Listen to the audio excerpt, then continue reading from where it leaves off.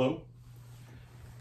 This is a special video that I wasn't planning to do, but I'm going to go ahead and do it so maybe you can learn from my mistakes. The Remington 870 Police Magnum, the shotgun that I've done a video on before, two videos actually. It's actually one of the most popular videos on my channel, has the most views. But you'll notice you haven't seen it in a while. I haven't demonstrated it or shown it or anything. And the reason for that is because 2 years ago, I noticed the detent in the cap, the magazine cap, popped out, and I couldn't get it back in right, or I got it back in and it wasn't really holding the cap. The cap would eventually come loose. I think the spring had been lost or something. I don't know. I can't remember what exactly happened, but bottom line is the cap was not holding on when you shoot it. It gradually come loose. So obviously that's a problem. It seemed like a fairly simple fix. So I took it to a gunsmith, a local gunsmith. And let me back up a little there. I don't know about you, but I personally just get tired of sending a gun off every single time something goes wrong with it, especially if it's something minor. Having to package it, pay for the shipping, have it gone for, 2, 3, 4, 5, 6 months, and it just gets frustrating. And I thought, for something this minor, I wish I could just find a local gunsmith. Well, a gunsmith shop where I live opened up, and it was a new gunsmith that had the best of equipment, had been to gunsmith school. It was actually two guys, but I'm not going to say their names. I'm not going to say their company name for my own reasons. I'm not holding this against them, but it's nothing you have to worry about. They're no longer in business. They've moved on. And I hope they've learned something from this, as I have. So that being said, I thought, well, this is just a minor thing. Maybe I can try these guys out and just give them a chance to do something minor for me. And if they perform well on that, maybe I'll have some more work for them. So I took my 870 Police Magnum to them and said, look, can you repair this? Can you get me a replacement detent for this magazine cap? And they said, sure, oh yeah, we can do that. That'd be a 15-minute fix. We could head for like $40. Okay, that's fair. And so I left the gun with them. Well, this was in January of 2021. And if you'll remember, we had a lot of bad things going on that year. And part of it was COVID. And that was affecting a lot of things, including the ability of gun companies and gunsmiths to get parts or anything, ammunition, all of it. So it was taking him a while to find the part. And he tried to go, well, I don't have the gun and package, but he was trying to go in behind the block where the detent lies and get the detent out. He made a mistake and was trying to get it out. I'm not going to go into all the details, but long story short, that block, he said, was ruined, and he had to order another one, but he couldn't find another one. It took him months to find another one. He found one. Well, it seemed like there was another part he was missing and couldn't find, and Remington was not replying to him. They were in trouble too. Well, about August of that year, I finally, I reached out to Remington personally, and they recommended contacting Paducah shooters in Paducah gun store in Paducah, Kentucky for parts. They were a certified Remington repair shop. So I called them up. They provided the part. I had them send it to the gunsmith. And months later, the gunsmith was still working on it, and he kept telling me it's going to be ready soon, and he's going to have to reblue the barrel. Well, what ended up happening is I finally went to his shop, and he said that he could not weld the block with the detent back onto the barrel.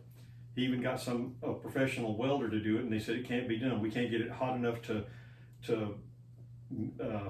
fasten to the barrel. We can't weld it to the barrel. And he said, well, let's tell you what I'm going to do. I'm going to get you just a whole new barrel from a different gun. And by that point, I just said, wait a minute, hold on. This is not what we talked about. Just pack it up and I'll find somebody to repair it. And he said, well, nobody's going to be able to do it either because it can't be done. Well, I said, look, I'll just figure it out. You pack it up and I'll take care of it. So I called up Paducah Shooters again that I'd ordered that part from and just asked them, since they were a certified Remington repair, I told them what happened. I said, look, can you take care of this? I said, sure, send it on to us. So I sent the gun to them. That was last August, and they got it. They repaired it. They got it reblued. The guy had made a mess of the barrel. It had been warped. He had warped the barrel. He had damaged the original block, as I'd already mentioned, and even the ejector was damaged apparently from him messing with it. So what started as a 15-minute $40 fix turned into a 2-year $320 fix. So, oh my Lord. So I just got the gun back last night. Here it is. I'm going to unpack it for the first time right here, and we're going to look at it together, and then we're going to test it out together. So I'm going to unpack it, and I'll be back in a minute. Hello. Okay, I've got the box open here. Here it is. Okay, we got a receipt for all the repair.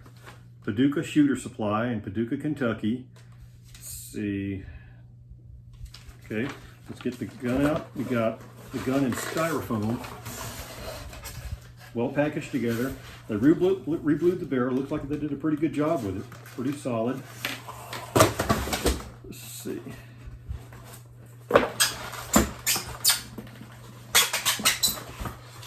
Okay, here we go. All right, let's unscrew this. There we go. Take the barrel out. Let's put it in my pocket there so I don't lose it. Let's set this down. Okay, look at the barrel. Looks straight. Looks good. Even the bead was blued. Huh. The whole thing was blued.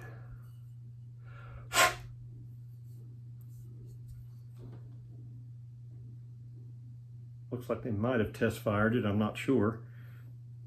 The bead was blued. The detent is on there, I see. So let's see. Let's put it on.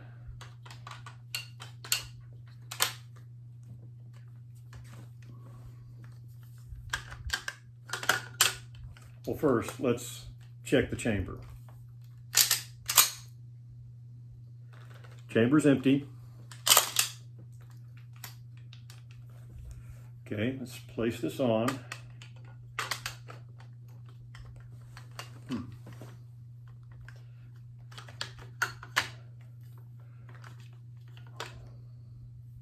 wonder if it needs to be. There we go. Now, where's the oh, my pocket.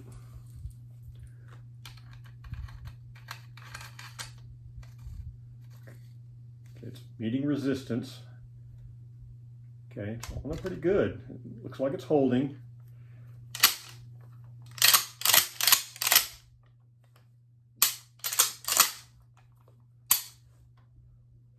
Okay, the bluing, it's a little more of a dull finish, but it's not bad. I mean, this is a knockdown, drag out gun. I mean, it's not shiny blue like the receiver,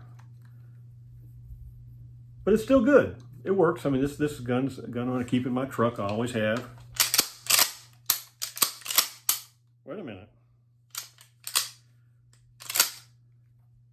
Okay, wait. Okay, yeah. Forgot.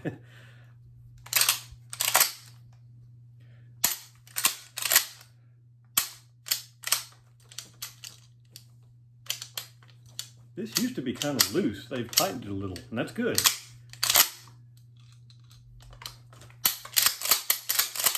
That's good. So, let's take this out and try to shoot it. Okay, to start off, I'm going to shoot Remington Magnum double-aught buckshot shells.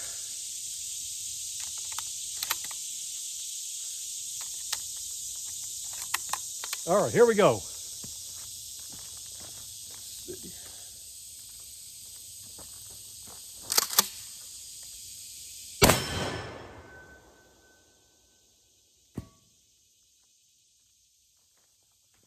I killed him.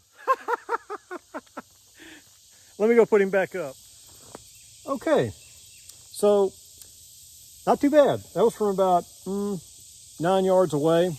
The factory recommends 10, but this is a shotgun, very short barrel. So let's keep going. Let's try to empty the magazine now.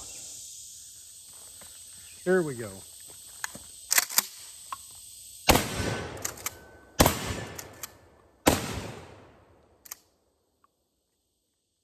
Wow, I killed him again. And I got the blue guy next to him too. Looks like it does pretty good. So, Paducah, Charlie at Paducah, I appreciate your work. Y'all did a good job. Good job on the bluing. I'm pretty well satisfied. And the shotgun performs well. It's as good as new, if not better. Better than when I got it, as far as it being a functional weapon. Thank you. And look, again, I hope these guys that made the mistake learned a lesson as I have. Nobody likes to shoot nobody likes to send a gun off to be repaired forever. But I mean, it's almost a trial and error thing. You just kind of, I probably should have stopped. Well, could have, would have, didn't. I mean, it's just be careful. Just be careful what you let people do. Watch for signs when they don't really know what they're doing. That's all I have to say about it, really. I mean, COVID was a hard year. I was cutting them a lot of slack because of that. And it's understandable. Everybody was having a hard time getting parts and getting things done. So anyway, the gun is back and better than ever. Thank you, Paducah shooters. I'll include your link and your contact information in the video. Thank you. If you like this channel, please like, share, and subscribe. And I appreciate you watching. My two shooting companions will appreciate it as well. Look at the pattern here. I mean, this is where I was aiming. 15 pellets of buckshot. I mean, bam. And this guy, he's like my Terminator here. Got him right in the chest. Knocked him down just like in the movie. Man, that was fun. I wasn't expecting that. I'd never shot a steel target like this with a shotgun. So I really enjoyed that. Again, appreciate your watching. Next video coming up will be for defensive ammunition for handguns. It will be, let me just take these off so I don't feel my voice echoing in my head. Next, it'll be covering the 9BPLE, the federal 9BPLE, the Remington 158 grain lead semi-wad cutter hollow point, also known as the FBI load, and it will be covering the 125 grain semi-jacketed hollow point by Remington 357 Magnum, all of which are classic defense ammunition that are still valid today and have a place, and we'll talk about that and demonstrate it on our next video. Thank you.